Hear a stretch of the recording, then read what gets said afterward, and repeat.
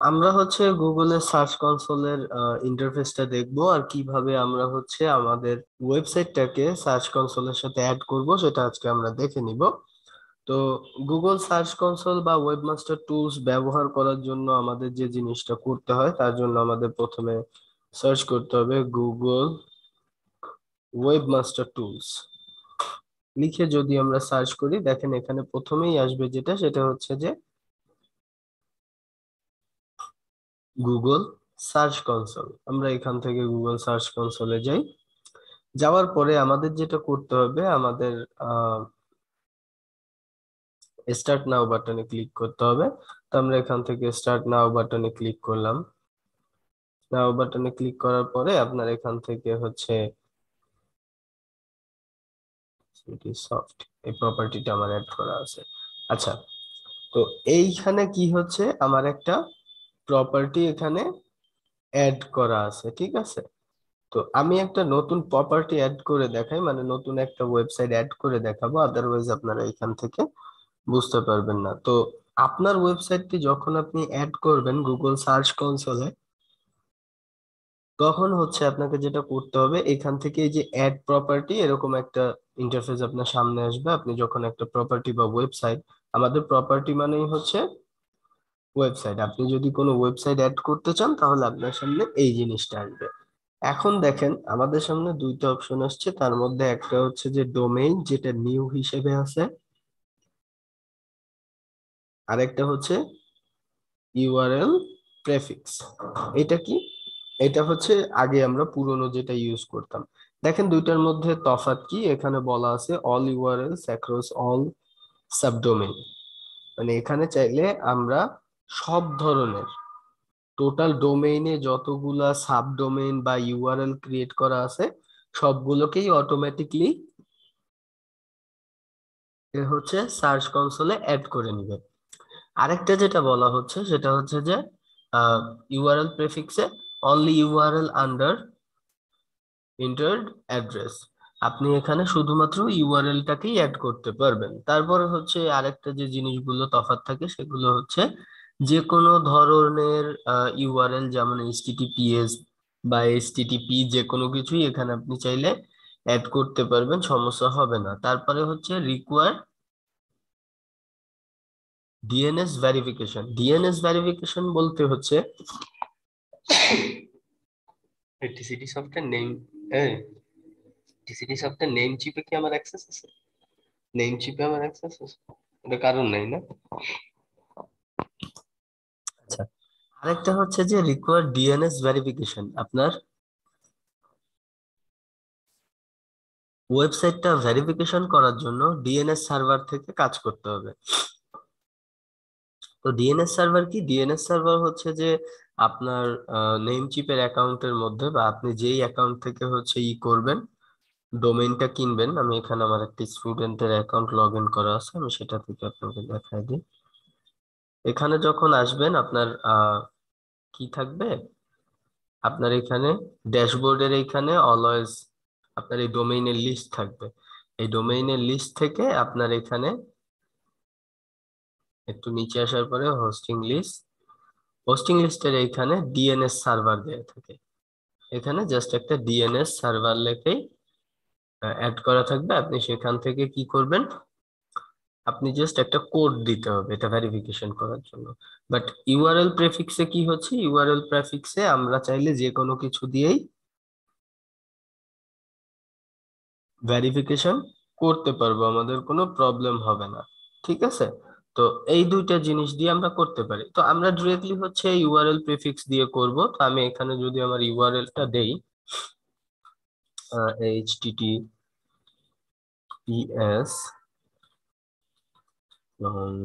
Double slash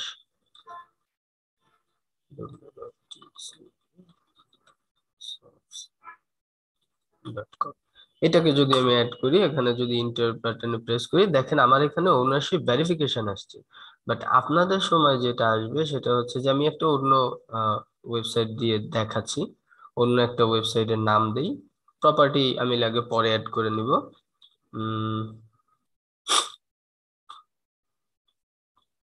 আমি এখান থেকে যে কোনো একটা নিয়ে আসি।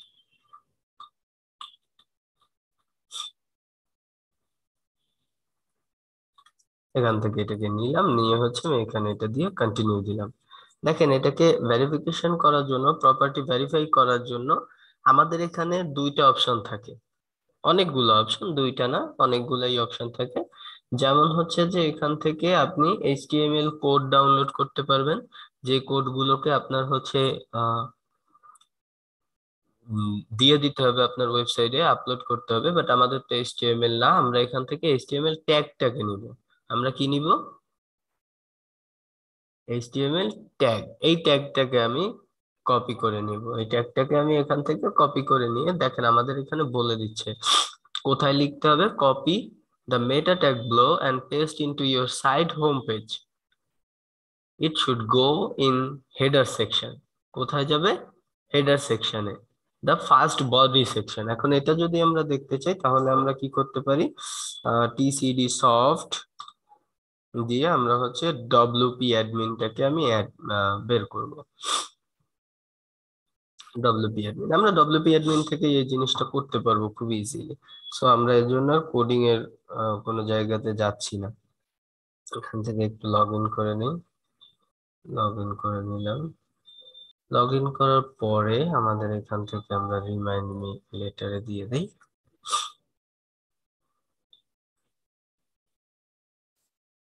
এখন আমাদের কি করতে হবে? আমাদের এটা হচ্ছে আমাদের হোম পেজের হেডার সেকশনে নিতে বলছে।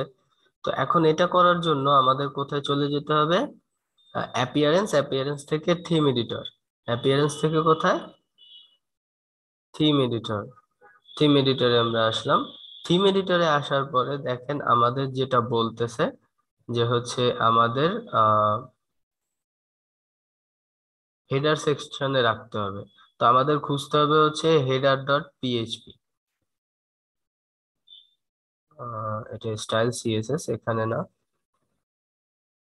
আমাদের এখান থেকে একটু দেখি। এই দেখেন হেডার ডট পিএইচপি, এই হেডার ডট পিএইচপি ফাইলটাতে আমরা ক্লিক করব। ক্লিক করার পরে আমাদের কি বলতেছিল? হেড সেকশনে, হেড সেকশনের প্রথম বডিতে। হেড সেকশনের কোথায়? প্রথম বডিতে। তো এই যে বডি সেকশন এখানে আছে, আমাদের আবার একটু আমরা দেখে নেই দরকার হলে। এখানে বলতেছে copy the meta tag below and paste your site home page. It should go in the head section before the first body section. First body সেকশনের আগে। তো এটাকে আমি কপি করে নিলাম। এই কোডগুলোর ব্যাপারে একটু সাবধানেই কাজ করবেন। এই হেডের পরে বডির আগে। তো আমি হেডের পরে একটা ইন্টার দিলাম, ইন্টার দিয়ে আমি আরেকটা ইন্টার দিয়ে এইখানে হচ্ছে আমি আমার কোডটাকে দিয়ে দিব। আপনারা আপনাদের কোডটাকে দিয়ে দিবেন, যেহেতু এটা আমার ভেরিফিকেশন করা তাই আমি আর দিচ্ছি না।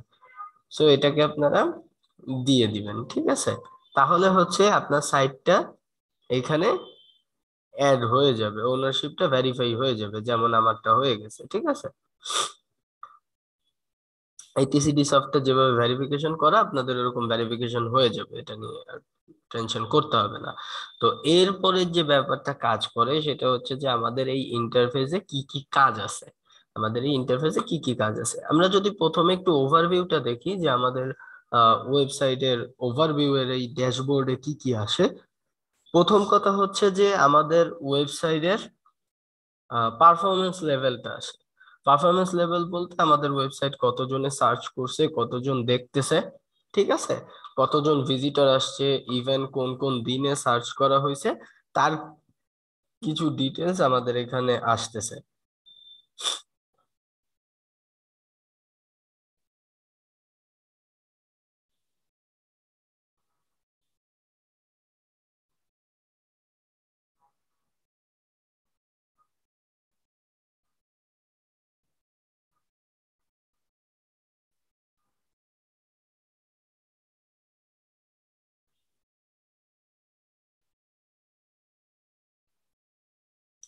তো এখান থেকে আমাদের কি করতে হবে? এই জিনিসগুলোকে আমরা দেখে নিতে পারবো যে এখানে যদি দেখেন যে এই ওয়েবসাইটটা তো হচ্ছে ডামি ওয়েবসাইট, তারপরেও এখানে একটা সার্চ আসছে, যেমন হচ্ছে টোটাল ওয়েব সার্চ কত তারিখে?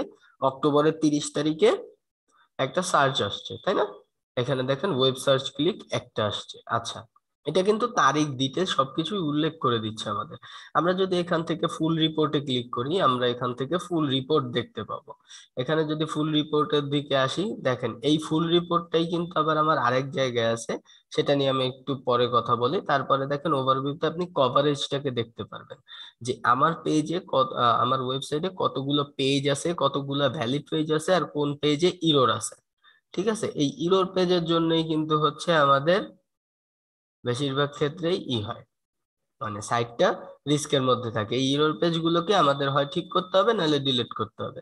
তো ওই যে আমি বারবার হচ্ছে পেজ ক্রিয়েট করছি, ডিলিট করছি, এর জন্য এরকম ভাবে ইরর পেজ আসছে। আচ্ছা, এরপরে যদি আমরা একটু নিচের দিকে দেখি, তাহলে দেখতে পাবেন এখান থেকে পেজ এক্সপেরিয়েন্স যদি আমি এখান থেকে দেখাই, যে আমাদের মোবাইলের ইউজেবিলিটিটার একটু ডাউনের দিকে ছিল। পেজ এক্সপিরিয়েন্স ঠিকঠাকই আছে, খারাপ না, কোনো সমস্যা হয় নাই, বাট ফলিং ছিল একবার মোবাইল ইউজেবিলিটিতে। ঠিক আছে, লোড নিতে পারে নাই, তার একটা ডেটা আমরা এখান থেকে দেখতে পাবো। তারপরে হচ্ছে যে জিনিসটা আছে, যে আমাদের ওয়েবসাইটে সবকিছু ঠিকঠাক আছে কিনা, যেমন হচ্ছে যে এএমপি আমাদের অ্যাক্সিলারেটেড মোবাইল পেজ ঠিক আছে কিনা। তো আমাদের মোবাইল পেজটা কিন্তু অ্যাক্সিলারেটেড আছে, এটাকে হচ্ছে ভ্যালিড করে দেখানো হচ্ছে। এরপরে যদি আমরা দেখি, সেটা হচ্ছে ব্রেড ক্রাম্বস। এটা হচ্ছে যে আমাদের যে ওয়েবসাইটের কিছু ভিতরকার ফাংশন থাকে, সেই ফাংশন গুলো আমাদের এখানে শো করে। তারপরে আর একটা সাইট লিঙ্ক সার্চ বক্স, আপনাদের ওয়েবসাইটের ভিতরে যে সাইট লিঙ্ক গুলোর ভিতরে যে সাইটের সার্চ বক্সটা থাকবে, সেটা ঠিকঠাক আছে কিনা। ঠিক আছে, এর একটা ডিটেলস ওভারভিউ আমরা এখান থেকে পাই। এরপরে যদি আমরা ইন ডিটেলস এইসব সম্পর্কে জানতে চাই, তাহলে আমাদেরকে কি করতে হবে, ডিরেক্টলি চলে আসতে হবে পারফরমেন্স সেকশনে। পারফরমেন্স সেকশনে আসার পরে দেখেন আমরা এখান থেকে দেখতে পাচ্ছি আমার ওয়েবসাইটে টোটাল ক্লিক আছে কয়টা, একটা। টোটাল ইমপ্রেশন আছে 12। তাহলে এভারেজ সিটিআর আসতেছে আমাদের 8, আর এভারেজ পজিশন 16.7। এখন এই দেখেন সিটিআর, আমরা সিটিআর আগে ধরে নিতাম কত, কিওয়ার্ড রিসার্চের সময় আমরা একটা সিটিআর ধরে নিছিলাম না আনুমানিক?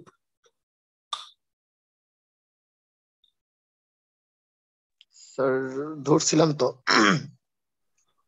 কত পার্সেন্ট? স্যার 2 না? হুম, সিটিআর ধরেছিলাম 2%, 2% বা হচ্ছে 2.5%। এখন এইখানে সিটিআর লেভেলটা এখন এক্স্যাক্টলি সিটিআর দেখায় শুধুমাত্র হচ্ছে এই গুগলের সার্চ কনসোল বা ওয়েবমাস্টার টুলস, এছাড়া আপনি এক্সাক্ট জিনিসটা দেখতে পাবেন না, কোনোভাবেই পসিবল না। এখন ব্যাপার হচ্ছে যে এইখান থেকে আমরা কি কি ইনফরমেশন পেতে পারি পারফরমেন্সের এখান থেকে, সেটা হচ্ছে যে আমাদের ওয়েবসাইটে টোটাল কতগুলা ক্লিক আসছে, তার পাশাপাশি হচ্ছে আমার ওয়েবসাইটের টোটাল ইমপ্রেশন কত, ইভেন আমার ওয়েবসাইটের অ্যাভারেজ সিটিআর কত, তাই আমি দেখতে পাচ্তেছি। অ্যাভারেজ পজিশনটা, আমার ওয়েবসাইটটা কোন জায়গার পজিশনে, কত নম্বর পজিশনে আছে, আমরা সেটাও দেখতে পারি। আবার এইখানে দেখেন এই জিনিসটা আপডেট করা হয়েছে গুগল সার্চ কনসোলে কতক্ষণ আগে, 5 ঘন্টা আগে। মানে হচ্ছে ঠিক 5 ঘন্টা আগে গুগলের রোবট আমার ওয়েবসাইটে প্রবেশ করছিল এই ডেটাগুলোকে কালেক্ট করার জন্য। এরপরে যদি আমরা দেখি, এখানে দেখেন সার্চের টাইপ, এটা হচ্ছে ওয়েব। আমি যদি এখান থেকে চেঞ্জ করে ইমেজ বা ভিডিও বা নিউজ হিসেবে দিই, তাহলে সেটা কাজ করবে। বাট আমরা সাইট ম্যাপে এই আমাদের ওয়েবসাইটটাকে আমরা হচ্ছে ওয়েব হিসেবেই রাখছি, তাই আমরা এটাকেই অ্যাপ্লাই করে রাখবো। এরপরে হচ্ছে আপনি লাস্ট কত দিনের ডেটা চান। আপনি যদি লাস্ট 7 দিনের ডেটা চান, আপনি 7 দিন দিয়ে অ্যাপ্লাই দিয়ে দেন, দেখেন লাস্ট 7 দিনের ডেটা দেখাবে। আপনি যদি এখান থেকে 28 দিনেরটা চান, অ্যাপ্লাই করেন, আপনাকে লাস্ট 28 দিনেরটা দেখাবে। ঠিক আছে, আপনি এখান থেকে যা চাইবেন আপনাকে সেরকম ডেটাই দেখানো হবে। এখান থেকে 1 বছরের চাইলে আপনাকে এখান থেকে 1 বছরের ডেটাই দেখাবে। এরপরে যদি নিচের দিকে আসি, দেখেন আমাদের এই যে কিওয়ার্ড, মানে ওয়েবসাইটে, আমাদের ওয়েবসাইটে কি কি কিওয়ার্ডের উপর র্যাঙ্ক করছে। আমাদের ওয়েবসাইটে কিওয়ার্ড পাইছে হচ্ছে 2টা। কি কি? এই কিওয়ার্ড গুলো কিন্তু অটোমেটিকলি গুগল নিয়ে নিছে। কি কি কিওয়ার্ডে নিছে, টেলাস আর একটা হচ্ছে ম্যাটিস, কার ওয়াশ, এগুলো কি আমাদের কিওয়ার্ড ছিল? ছিল না, এই কিওয়ার্ড গুলো কিন্তু অটোমেটিকলি নিয়ে নিছে। সো এরকম অনেক ধরনের অটোমেটিকলি কিওয়ার্ড নিয়ে নিবে। এবার যদি আমরা পেজেস এর সেকশনে যাই, দেখেন আমাদের ওয়েবসাইটে টপ পেজ আছে কয়টা? দুইটা পেজ আছে। ঠিক আছে, এই দুইটা পেজ, বাকিগুলো কিন্তু আমরা ডিলিট করে রাখছি, এই কারণে আসে নাই। এই দুইটা পেজ আছে, এই দুইটা পেজে কোনটায় কি ক্লিক করছে? হোম পেজে ক্লিক করছে একবার, আর এই পেজে ক্লিক করে নাই। এরপরে যদি ইমপ্রেশনের দিকে আসি, এখানে দেখেন ইমপ্রেশনটাও আছে। এরপরে যদি আমরা কান্ট্রিজ এর দিকে যাই, কান্ট্রিজ এ যদি আমরা দেখি, দেখেন আমাদের ক্লিকটা আসতেছে কোন দেশ থেকে, আমরা তারও ডিটেলস এখান থেকে পেয়ে যাব। আমাদের একটা ক্লিক আসছে তা বাংলাদেশ থেকে, স্পেন থেকে ইমপ্রেশন আসছে 3, ইউনাইটেড স্টেটেও ইমপ্রেশন আসছে 3, আর জার্মানি থেকে আসছে 2, রাশিয়া থেকে 1, পাকিস্তান থেকে 1। তো দেখেন আমার ওয়েবসাইটে কিন্তু আমি কি কোনো কন্টেন্ট দিছিলাম? ওই কন্টেন্টটা কি টোটালি একটা ডামি কন্টেন্ট ছিল? তো একটা ওয়েবসাইটে আমি একটা দামি কন্টেন্ট দিয়েও আমার ওয়েবসাইটে আমি ইমপ্রেশন জেনারেট করতে পারতেছি।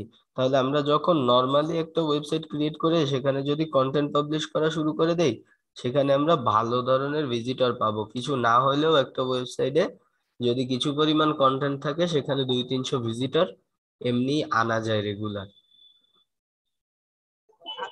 জি স্যার, ঠিক বলছেন।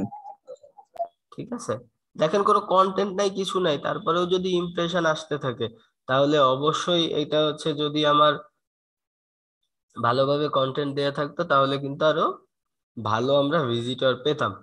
এরপরে যদি আমরা একটু নিচের দিকে আসি, এরপরে হচ্ছে আমাদের আর যে জিনিসটা থাকে সেটা হচ্ছে যে ডিভাইস, আমাদের কোন ডিভাইস থেকে কেমন ভিজিটর আসে আমরা এখান থেকে দেখতে পারবো। মোবাইল, ট্যাবলেট বা কম্পিউটার, সেই ডিভাইস গুলোকে আমরা এখান থেকে দেখতে পাবো কোন কোন ডিভাইসে আমার ওয়েবসাইট সার্চ দেওয়া হয়েছে বা লিংকে ক্লিক করা হয়েছে। এরপরে যদি আমরা দেখি সেটা হচ্ছে যে সার্চ অ্যাপিয়ারেন্স। সার্চ অ্যাপিয়ারেন্সে যদি আমি একটু যাই, সার্চ অ্যাপিয়ারেন্সে কোনো ডেটা এখনো পর্যন্ত নাই, যেহেতু এই ওয়েবসাইটটা রান নাই। তারপরে হচ্ছে ডেটস, ডেটস এর মধ্যে হচ্ছে যে কোন তারিখে কতটা ক্লিক করছে তার একদম ডিটেলস, কোন তারিখে কয়টা ক্লিক করছে তার একদম ডিটেলস দেয়া আছে। ঠিক আছে, এখান থেকে আমরা সেই ডিটেলসটা পেয়ে যাব। এরপরে যদি আমরা ইউআরএল ইন্সপেকশনে যাই, আপনি যদি কোনো এই ওয়েবসাইটের কোনো ইউআরএল কে নির্দিষ্ট করে ইন্সপেকশন করতে চান, আপনি সেই ইউআরএলটাকে এখানে দিয়ে দিতে পারেন। ধরেন আমার ওয়েবসাইটের যে পেজটা আছে, এখান থেকে ধরেন আমি এই যে ব্লগ পেজটাকে হচ্ছে আমি কি করব, ওপেন ইন নিউ ট্যাব করে আমি এটাকে কপি করে নিলাম। কপি করে এসে আমি ইউআরএল ইন্সপেকশনে ক্লিক করলাম, এখানে ইউআরএলটা দিলাম।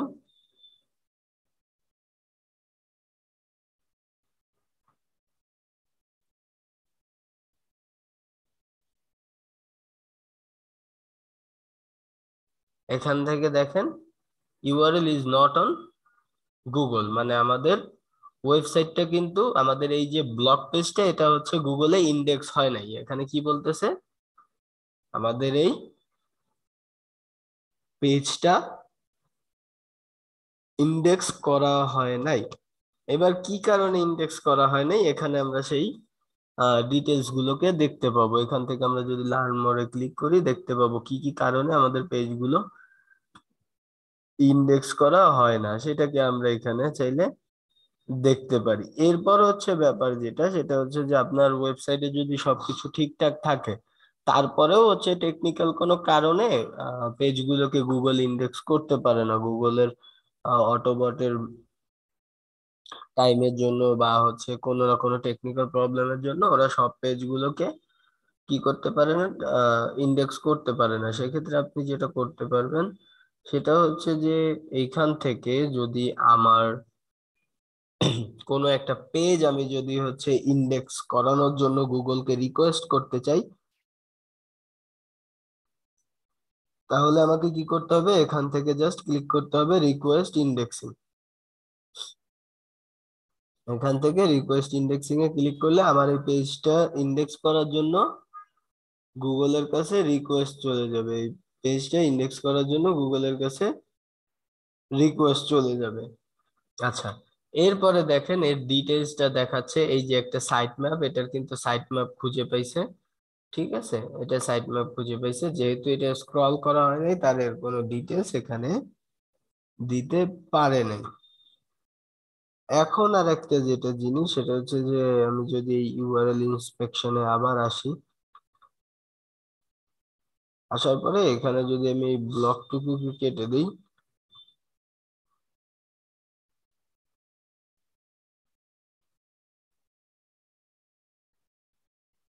এরপরে যদি আমরা আমাদের মেইন পেজটাকে দেই, দেখেন এখানে কি বলতেছে, URL is on Google but has issues. আমাদের এখানে কিছু প্রবলেম আছে আমাদের পেজগুলোতে। কি কি প্রবলেম?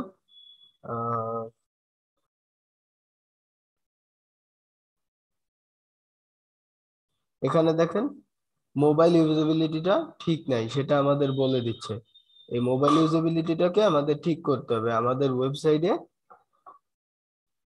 এখানে দেখেন কি কি প্রবলেম আছে আমরা সব এইখান থেকে দেখতে পাবো আমাদের এই গুগল সার্চ কনসোল থেকে। আমাদের কিন্তু নিজের ওয়েবসাইট হলে এক্সট্রা কোনো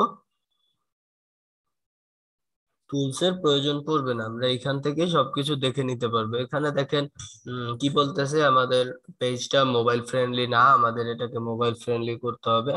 তারপরে কি বলতেছে, সাকসেসফুলি আমার ওয়েবসাইটে গুগলের রোবট আসছিল নভেম্বরের 23 তারিখ। আর এখানে ইস্যু যেগুলো খুঁজে পাইছে সেগুলো হচ্ছে clickable elements too close together, আমাদের এলিমেন্টস গুলো খুবই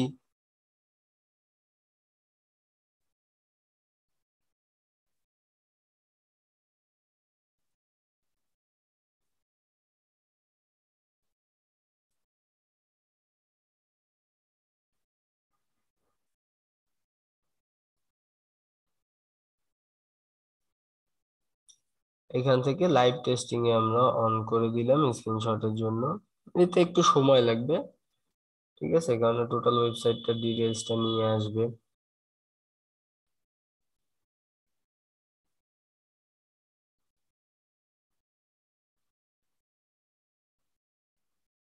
আচ্ছা, এটাকে ক্যান্সেল করে দিই, অনেক সময় লাগবে তো। এইখান থেকে আপনারা চাইলে দেখে নিতে পারবেন, ঠিক আছে। এরপরে যে ব্যাপারটা থাকবে সেটা হচ্ছে যে কন্টেন্ট ওয়াইডার দেন স্ক্রিন, আমাদের স্ক্রিনের থেকে কন্টেন্টটাকে বেশি ওয়াইড করা হয়ে গেছিল ডিজাইনের সময়, সেটাকে আমাদের ঠিক করতে হবে। আরেকটা কি বলতেছে, text to small to read, আপনার টেক্সটটা অনেক ছোট, এই টেক্সটটাকে হচ্ছে আমাদের ঠিক করতে হবে। এখানে কিন্তু আমরা চাইলে আমাদের সব প্রবলেম গুলো দেখে নিতে পারতেছি। এরপরে যদি আমরা একটু নিচের দিকে আসি, সেটা হচ্ছে যে আমাদের ইন্ডেক্সিং সেকশন। এখানে কিন্তু এটা হচ্ছে ইন্ডেক্স সেকশন। ইন্ডেক্স সেকশনে এসে আমরা যদি কভারেজ এরিয়াতে আসি, কভারেজ এরিয়াতে দেখেন, কভারেজ এরিয়াতে আমাদের একটা ইস্যু পাইছে। ইস্যুটা কি? সেটা হচ্ছে submitted URL mark no index. মানে আমাদের এই যে ইউআরএলটাকে আমরা কিন্তু পরবর্তীতে ডি ইন্ডেক্স করে দিছিলাম। ঠিক আছে, তো এই ডি-ইন্ডেক্স করার কারণে এখানে হচ্ছে ইরর শো করতেছে।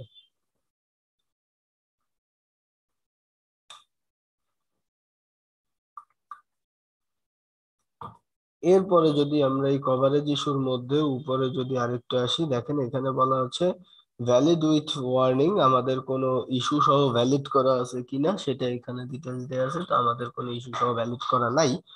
এরপরে কভারেজ এরিয়াতে দুইটা জিনিস ভ্যালিড, সেই দুইটা জিনিসের ডিটেলস এখানে দেওয়া, মানে দুইটা জিনিস মানে দুইটা পেজ ভ্যালিড আছে, সেই পেজ দুইটাকে এখানে দিয়ে দিছে।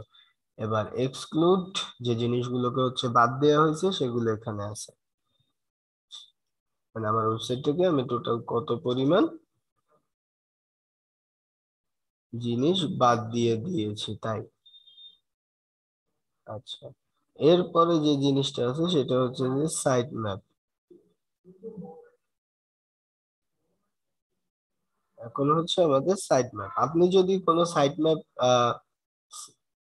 করতে চান আপনার ওয়েবসাইটের জন্য, দেখেন আমরা কিন্তু এখান থেকে আমার ওয়েবসাইটে সাইট ম্যাপটাকে ঠিক করতে পারি। কিভাবে ঠিক করতে পারি? আপনি যদি একটু অনলাইনে সার্চ করেন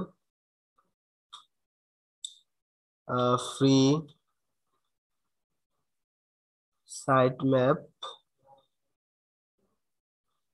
জেনারেটর অনলাইন লিখে যদি আমরা সার্চ করি,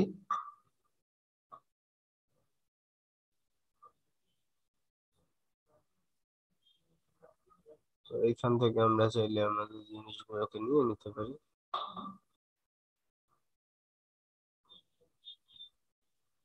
এটা নিলাম।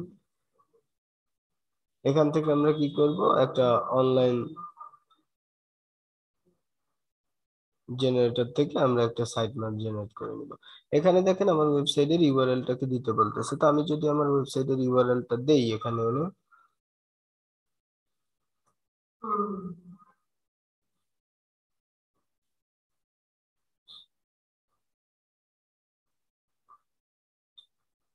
কপি করলাম, এখানে এনে আমার ওয়েবসাইটের ইউআরএলটা দিলাম, স্টার্টে ক্লিক করি। এখান থেকে সব ডিটেলস গুলো বের হয়ে আসতেছে। সব ডিটেলস বের করে কি করবে, যে আমার ওয়েবসাইটের জন্য একটা সাইট ম্যাপ ক্রিয়েট করে ফেলবে।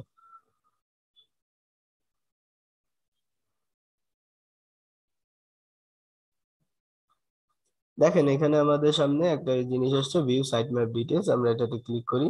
ক্লিক করার পরে এখন দেখেন এখানে বলা আছে হচ্ছে যে ডাউনলোড ইওর এক্সএমএল ফাইল। আমরা এখান থেকে কি করতে পারি, আমাদের সাইট ম্যাপটাকে ডাউনলোড করে নিতে পারি, বা হচ্ছে ভিউ এক্সএমএল সাইট ম্যাপ। আপনি এটাকে ওপেন করে আপনি জাস্ট আপনার সাইট ম্যাপটাকে কপি করে নিতে পারবেন। ঠিক আছে, বা এই ফাইলটাকে আপনি চাইলে ডাউনলোড করতে পারেন। ডাউনলোড করে আপনি কোথায় আপলোড করবেন, ডোমেইনের রুট ফোল্ডারের মধ্যে। কোথায়? ডোমেইনের রুট ফোল্ডার। তো এটাকে আমি ডাউনলোড করে নিই। এটাকে ধরেন আমি ডাউনলোড করলাম ডেস্কটপে। এখন আমাদের চলে যেতে হবে কোথায়, সি প্যানেল। ডোমেইনের রুট ফোল্ডার আছে কোথায়, টিসিডি সফটের সি প্যানেলের মধ্যে। কোথায়? C panel.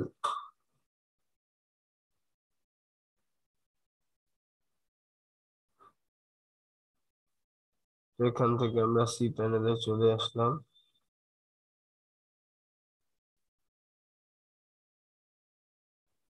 সি প্যানেলে আসার পরে আমাদের যেতে হবে হচ্ছে ফাইল ম্যানেজার।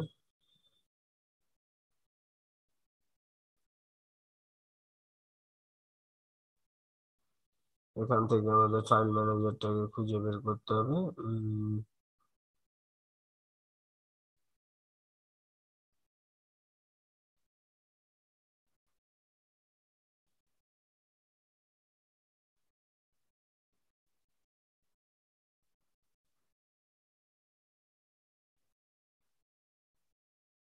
এই যে ফাইল ম্যানেজারটা আমাদের সামনে চলে আসছে।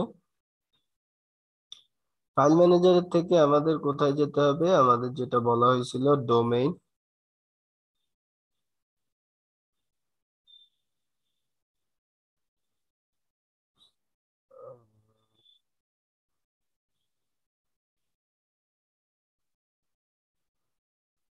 public.html।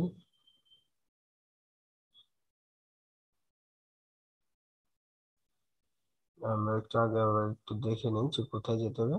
Upload into the domain root folder, root ফোল্ডারে সরি। এখান থেকে আমাদের যেতে হবে হচ্ছে রুট ফোল্ডার। এখানে যদি আমরা একটু খুঁজি যে রুট ফোল্ডারটা কোথায় আছে,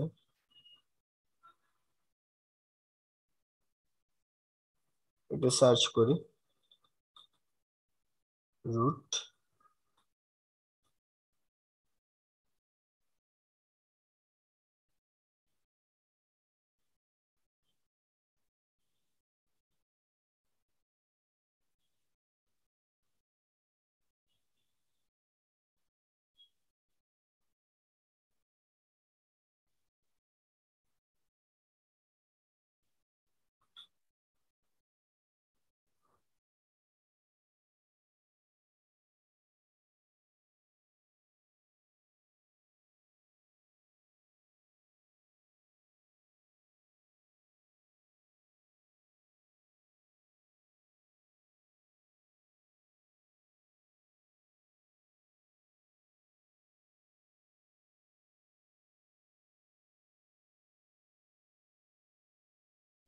আচ্ছা, তো এইখানে আমাদের পেস্ট করে দিতে হবে।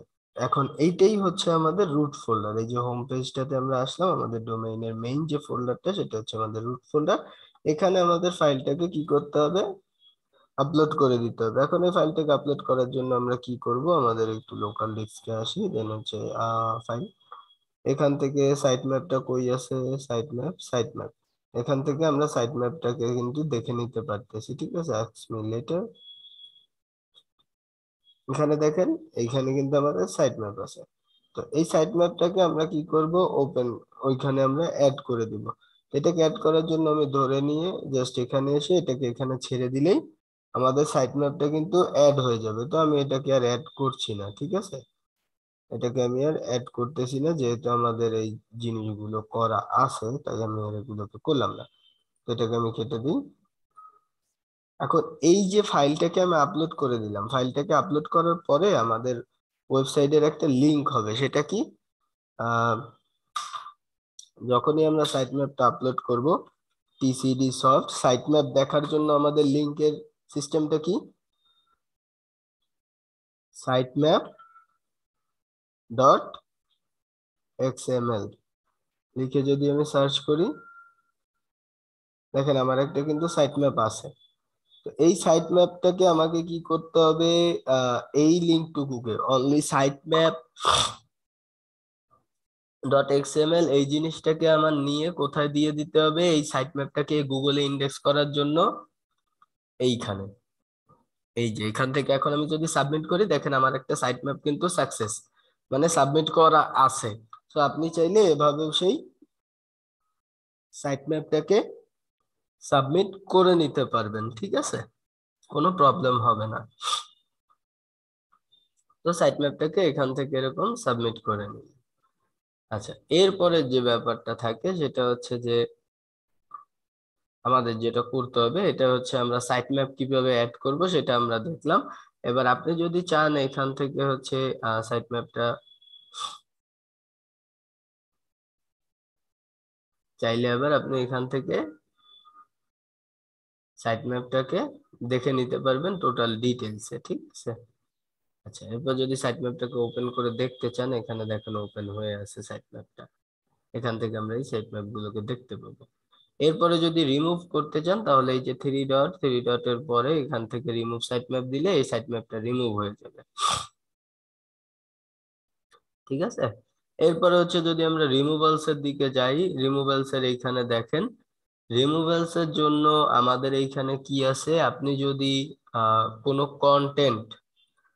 কন্টেন্টকে রিমুভ করে দিতে চান গুগলের ইন্ডেক্সিং থেকে, অনেক সময় হয় না কিছু কন্টেন্ট আপনি ভুলে আপলোড করে ফেলছেন, বা সেই কন্টেন্টটাই আপনি দেখতেছেন প্লাগারিজম ধরা পড়ছে, বা কোনো একটা কারণে আপনি কন্টেন্টটাকে ডিলিট করে দিতে চাচ্ছেন, মানে ডি ইন্ডেক্স করতে চাচ্ছেন, আপনার ওয়েবসাইট থেকে ডিলিট করে দিলে কিন্তু সেই জিনিসটা ডিলিট হয় না, সেই জিনিসটা কি হচ্ছে, গুগলের সার্চে কিন্তু ওই রেজাল্ট থেকে যাচ্ছে। বাট যখনই কেউ আপনার ওই লিঙ্কে ক্লিক করবে, তাকে ওই লিঙ্কে শো করাবে this content is not found, মানে ইরর পেজ আসবে 303 যেটাকে বলা হয় আর কি, 301, 303, বা হচ্ছে 404, 401, এসব যে ইরর কোড, এই কোডগুলো আপনার সামনে আসবে।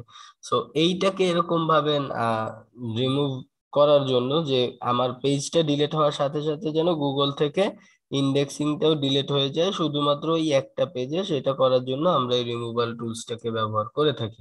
এখন এই রিমুভাল টুলস এর জন্য ব্যাপারটা কি, দেখেন আপনি যদি কোনো কিছু আর্জেন্টলি রিমুভ করতে চান কোনো কন্টেন্ট গুগলের সার্চ থেকে, তাহলে আপনি এখান থেকে নিউ রিকোয়েস্টে ক্লিক করবেন, আপনার ইউআরএলটাকে দিবেন, আপনি যে ইউআরএলটাকে রিমুভ করতে চান, ধরেন আমাদের এইখানে যেরকম একটা দেয়া আছে, আমি এই লিঙ্কটাকেই আবার যদি করি, সিলেক্ট করি, এটাকে ধরে যদি আমি নিউ রিকোয়েস্টে এই লিঙ্কটাকে যদি আবার দিয়ে নেক্সট বাটনে ক্লিক করি, তাহলে কি হবে, আমার এই যে ওয়েবসাইটের এই যে লিঙ্কটাকে এটাকে রিমুভ করে দিবে। দেখেন এখানে বলা আছে টেম্পোরারিলি রিমুভ ইউআরএল,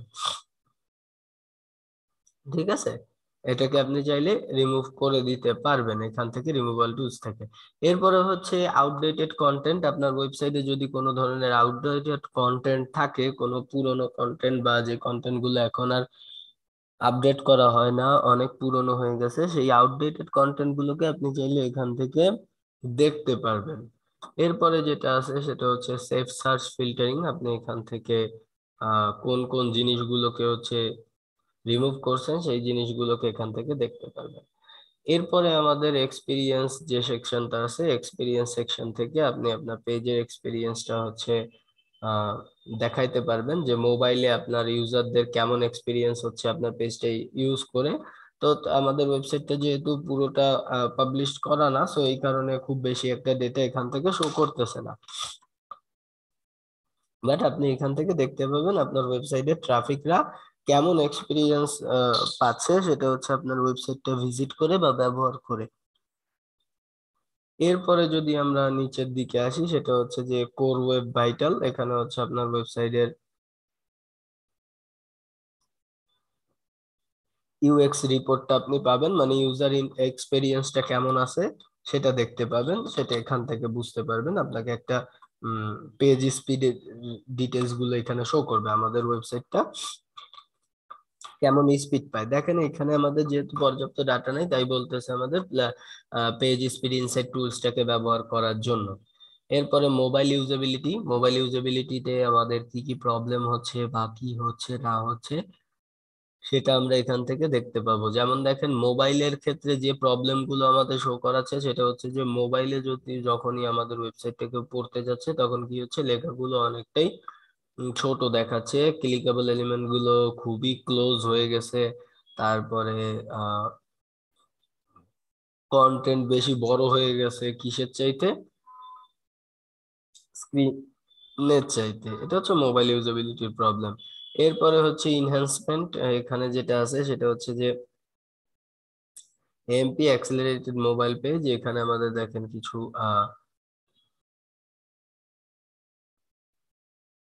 এখানে কিছু টিপস দেখাচ্ছে, এগুলো পরে পড়ে নিয়েন আপনি।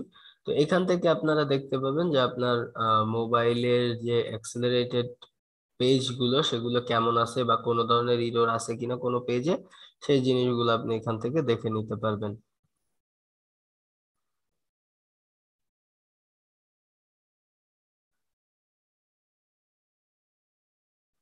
এরপরে যে জিনিসগুলো থাকে সেগুলো হচ্ছে যে আপনার ওয়েবসাইটের কোন কোন ডিটেলস বা কোন কোন জিনিসগুলো হচ্ছে আহ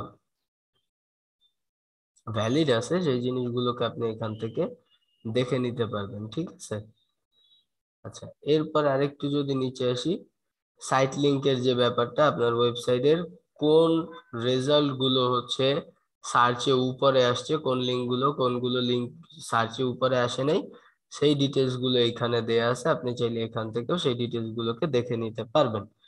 এরপরে যে জিনিসটা আছে সেটা হচ্ছে যে সিকিউরিটি সিকিউরিটি বা ম্যানুয়াল অ্যাকশন। এখানে দেখেন আমাদের ওয়েবসাইটে কোনো ধরনের খারাপ ইস্যু পায় নাই, যার কারণে আমাদের ওয়েবসাইটকে কোনোদিনও প্ল্যানটিতে পড়তে হবে এরকম কোনো প্রবলেম সে খুঁজে পায়নি। এখানে যদি কোনো ধরনের প্রবলেম পাওয়া যায় তাহলেই হচ্ছে আপনার ওয়েবসাইটটি প্ল্যানটির সম্ভাবনা থাকে, এই এরর গুলো যদি আপনি ঠিক না করেন। তারপরে হচ্ছে সিকিউরিটি ইস্যু, আপনার ওয়েবসাইটে হ্যাকারের অ্যাটাক হয়েছে কিনা বা কোনো ধরনের মালওয়্যার আপনার ওয়েবসাইটের অ্যাক্সেসটাকে ধরে নিছে কিনা সেটা দেখার জন্য আমরা এই টুলসটাকে ব্যবহার করে থাকি বা এই সেকশনটাকে। এরপরে যদি আমরা আরেকটু নিচের দিকে আসি, এখানে দেখেন ইন্টারন্যাশনাল টার্গেটিং রিলেটেড কিছু জিনিস আছে, মেসেজ আছে, ইউআরএল প্যারামিটার, ওয়েব টুলস, এই তিনটা জিনিস এখানে দেয়া আছে। একটা হচ্ছে যে ইন্টারন্যাশনাল টার্গেটিং। এখানে যদি আপনি আসেন আপনি চাইলে কি করতে পারবেন, এখান থেকে আপনি কান্ট্রি সিলেক্ট করে দিতে পারবেন। আপনি কোন দেশের ইসের জন্য ভিজিটর খুঁজতেছেন। আপনি যদি চান আপনার টার্গেট ইন ইউনাইটেড স্টেট, আপনি এখান থেকে সিলেক্ট করে দিতে পারবেন যে আপনার ওয়েবসাইটটা ইউনাইটেড স্টেটেই টার্গেট করে ব্যবহার করা হবে। আপনি যদি চান বাংলাদেশ বেস, তাহলে এটাকে বাংলাদেশ বেসই ব্যবহার করা হবে। ঠিক আছে, বাংলাদেশের ট্রাফিকই বেশিরভাগ ক্ষেত্রে এই ওয়েবসাইটের দিকে আসবে। আচ্ছা, এরপরে আরেকটা যে ব্যাপার আছে সেটা হচ্ছে যদি আমরা একটু অন্য একটা সেকশনে যাই, আপনি আপনি কিন্তু এখান থেকে যে কোনো দেশ সিলেক্ট করতে পারবেন। এখানে বিশ্বের প্রায় সব দেশেরই নাম দেয়া আছে, সেখান থেকে আপনি যে কোনো একটা দেশ ব্যবহার করতে পারবেন। আপনার টার্গেট যেটা হবে আর কি, ইচ্ছা মতো ব্যবহার করবেন না, আপনি যে কান্ট্রি বেস কাজ করতে চান সেই বেসেই আর কি দিবেন।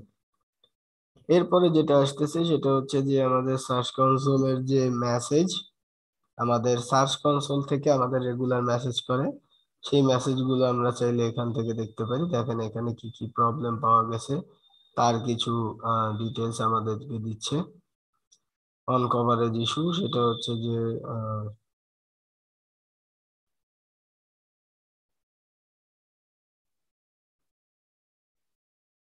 এখান থেকে আমাদের বলতেছে এই কভারেজ ইস্যুটাকে খুব তাড়াতাড়ি ফিক্স করে ফেলতে গুগলের থেকে, ঠিক আছে। এখানে দেখেন একটা অ্যাফেক্টেড পেজ পাইছে, কভারেজের মধ্যে এই পেজটা হচ্ছে ইন্ডেক্স করা হয়নি, সেটা আমাদের দেখায় দিচ্ছে নো ইন্ডেক্স, এটাকে আমাদের ইন্ডেক্স করা হয়নি, এই জিনিসগুলোকে আমাদের দেখায় দিচ্ছে, ঠিক আছে। অ্যাফেক্টেড পেজ আছে একটা, কোনটা, এইটা, এই পেজটা আমাদের অ্যাফেক্টেড পেজ আছে। তো এরকম ডিটেলস আমাদের দেখায় দেয়, মেসেজ আসে আমাদের এখানে। এরপরে হচ্ছে ইউআরএল প্যারামিটার। ইউআরএল প্যারামিটারটা হচ্ছে যে আমাদের কোন পেজটা বা কোন ইউআরএলটা আমরা হচ্ছে গুগলের সাথে ইন্ডেক্সিং করতে চাই, তার একটা ডিটেলস এর লিস্ট এখানে আছে। আমরা চাইলে এখান থেকেও সেই জিনিসগুলোকে দেখে নিতে পারবো। আচ্ছা, এটা গেল হচ্ছে আমাদের লেগেসি টুলস অ্যান্ড রিপোর্টস। এরপরে যদি আমরা একটু নিচের দিকে আসি, সেটা হচ্ছে এবার আমাদের লিঙ্ক। এবার লিঙ্কের ক্ষেত্রে যদি আমরা আসি, লিঙ্কে আমরা কি কি দেখতে পাবো, আমার ওয়েবসাইটে কতগুলা লিঙ্ক করা আছে। আমার ওয়েবসাইটে কতগুলো লিংক করা আছে, প্রথমে হচ্ছে এক্সটার্নাল লিংক, আমার ওয়েবসাইটে কতগুলো বাইরের লিংক ক্রিয়েট করা আছে। তো বাইরের লিংক আমার ওয়েবসাইটে ক্রিয়েট করা কিন্তু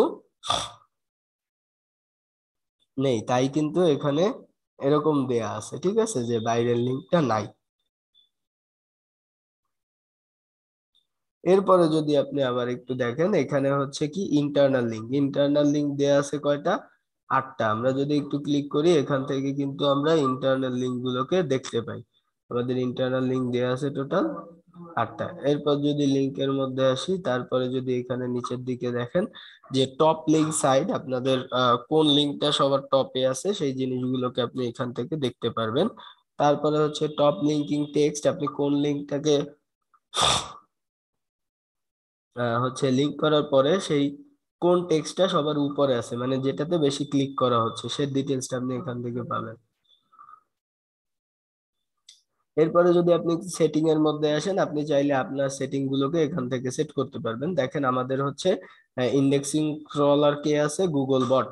আমরা গুগল বটকে ই করে দিছি।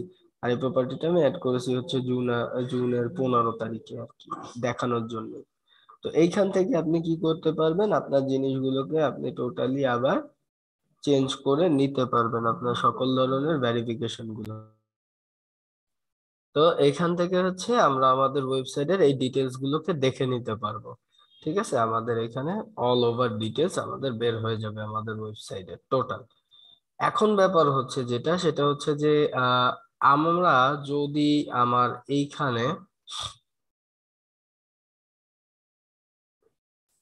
আমার ওয়েবসাইটের জন্য আমি যে সার্চ কনসোলটা আমি অ্যাড করলাম, এই সার্চ কনসোলের যে ব্যাপারটা সেখানে হচ্ছে কি, আমি চাচ্ছি এই জিনিসটাতে আরো কিছু ওয়েবসাইট অ্যাড করতে। আপনি চাইলে কিন্তু এই যে অনেকের আছে হচ্ছে যে 3-4টা ওয়েবসাইট থাকতে পারে অনেকের, তাই না, যে একজনের 3-4টা ওয়েবসাইট থাকতে পারে। সেই কারণে কি হচ্ছে যে অনেকে এক একটা ওয়েবসাইটের জন্য আলাদা আলাদা করে কি করে, আলাদা আলাদা করে সার্চ কনসোলের অ্যাকাউন্ট ক্রিয়েট করে। কিন্তু আসলে আমাদের এরকম আলাদা আলাদা করে সার্চ কনসোলের অ্যাকাউন্ট ক্রিয়েট করার কোনো দরকার নাই। আপনি চাইলে একটা দিয়েই আপনি অনেকগুলো ওয়েবসাইট অ্যাড করতে পারবেন একটা সার্চ কনসোলের আন্ডারে। আপনি যদি এখান থেকে আপনার যদি 10-15টা সার্চ কনসোল মানে ওয়েবসাইট থাকে, আপনি এখান থেকে বারবার জাস্ট অ্যাড প্রপার্টি করে করেই কিন্তু আপনি এই জিনিসটাকে অ্যাড করে দিতে পারবেন, ঠিক আছে। খুব ইজিলি এখান থেকে আপনি যদি অ্যাড প্রপার্টিতে ক্লিক করেন, অ্যাড প্রপার্টিতে ক্লিক করে আপনি এই জিনিসগুলোকে অ্যাড করে নিতে পারবেন, কোনো ধরনের সমস্যা হবে না সেক্ষেত্রে।